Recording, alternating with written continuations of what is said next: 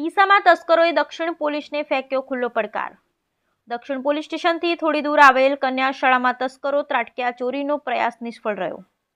ડીસા દક્ષિણ પોલીસ સ્ટેશનથી થોડી દૂર આવેલ જમનાબાઈ પ્રાથમિક શાળામાં તસ્કરો ત્રાટક્યા હોવાની ઘટના બહાર આવતા ચકચાર મચી જવા પામી છે અને દક્ષિણ પોલીસની નાઇટ પેટ્રોલિંગ પર સવાલો ઊભા થયા છે।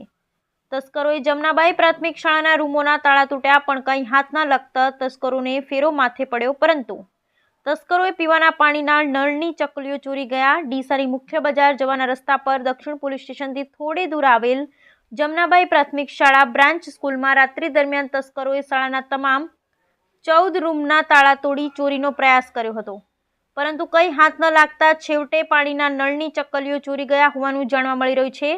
શાળાનો કિંમતી સામાન, કોમ્પ્યુટર, LCD વગેરે જેમાં હતું તે રૂમનું તાળું ન તૂટતા મોટી ચોરી થતા બચી ગઈ હતી। ડીસામાં રીસાલા બજાર વિસ્તારમાં જિલ્લા પંચાયત શિક્ષણ સમિતિ સંચાલિત જમનાબાઈ પ્રાથમિક શાળામાં રાત્રે કોઈ અજાણ્યા તસ્કરોએ શાળામાં ચોરીનો પ્રયાસ કરાયો।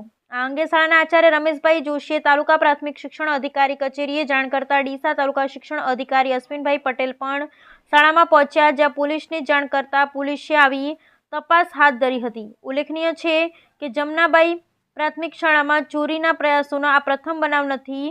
અહીં અગાઉ પણ ચોરીના પ્રયાસો થયેલા છે, જેથી પોલીસ દ્વારા આ અંગે સતર્કતા દાખવવામાં આવે તેવી શાળા પરિવારની માંગ છે। ત્યારે દક્ષિણ પોલીસ કાયદો વ્યવસ્થાની સ્થિતિ જાળવવાની મોટી વાતો કરી છે, ત્યારે દક્ષિણ પોલીસ સ્ટેશનથી થોડી દૂર જમનાબાઈ પ્રાથમિક શાળામાં તસ્કરો આવી દક્ષિણ પોલીસને પડકાર ફેંક્યો હોય તેવું સ્પષ્ટ દેખાઈ રહ્યું છે। જી, મારું નામ રમેશ કુમાર મોતીરામ જોશી, આચાર્ય જમનાબાઈ પ્રાથમિક શાળા, તાલુકો ડીસા। ગત રોજ સાંજે અમારી શાળા છૂટ્યા પછી અમે જ્યારે અમારા હેડક્વાર્ટરે ઘેર ગયા, એના પછી કોઈપણ સમયે રાત્રેના સમયે અમારી શાળાના મેઇન ગેટથી માંડી અને 14 રૂમના તાળા કોઈ અસામાજિક તત્વોએ તોડેલ છે। એની અંદર ઉપર તપાસ કરતાં અને જે તે વખતનો જાત તપાસ કરતાં ત્યાં તાળાઓમાં સ્કૂલની જે નળની ચકલીઓ છે પાણી પીવાની એ પણ ચોરાયેલ છે। કોમ્પ્યુટર રૂમને તોડવાની કોશિશ કરેલ છે, પણ એ પ્રયાસ નિષ્ફળ ગયેલ છે। સાથે સાથે અમારી શાળામાં કિંમતી ઇલેક્ટ્રોનિક્સ વસ્તુઓ પણ હોવાથી પણ એ વસ્તુઓ તો હાલના તબક્કે બચેલ છે અને જે તે અસામાજિક તત્વોએ શાળાને ગંભીર પ્રકારે ચોરી કરી અને નુકસાન પહોંચાડેલ છે।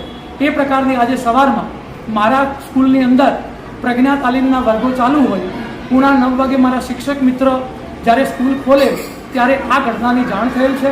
તાત્કાલિક મને જાણ કરતાં હું સ્કૂલ ખાતે આવી અને મારા શિક્ષણ શાખાના TPO સાહેબશ્રી, પી કેન્દ્ર આચાર્ય સાહેબશ્રી, પોલીસ સ્ટેશન દક્ષિણ પોલીસ સ્ટેશન PI સાહેબશ્રી અને આપણા મીડિયા મિત્રોને મેં જાણ કરેલ છે અને સાથે સાથે લેખિતમાં અરજી પણ આપેલ છે। આગળની વ્યવસ્થિત કાર્યવાહી થાય। આ એક પહેલી વખત આ બનાવ નથી બનેલો, બજાર વચ્ચોવચ હોય મારી શાળાને વારંવાર આ રીતે ચોરીના પ્રયાસોથી નુકસાન થાય છે, તો કાયમી ખાતે એનો ઉકેલ થાય અને એના માટે આ પ્રયાસો, આપણા સહિયારો પ્રયાસો, શિક્ષણ શાખા, પોલીસ કાર્યવાહી અને મીડિયા મિત્રોને પણ મારી નમ્ર વિનંતી છે કે મારી આ બાબત ગંભીરતાથી આપ લઈ અને મને પૂરતો અને મારી શાળા અને મારા બાળકોને પૂરતો ન્યાય મળે એ માટે આપને મારી વિનંતી છે।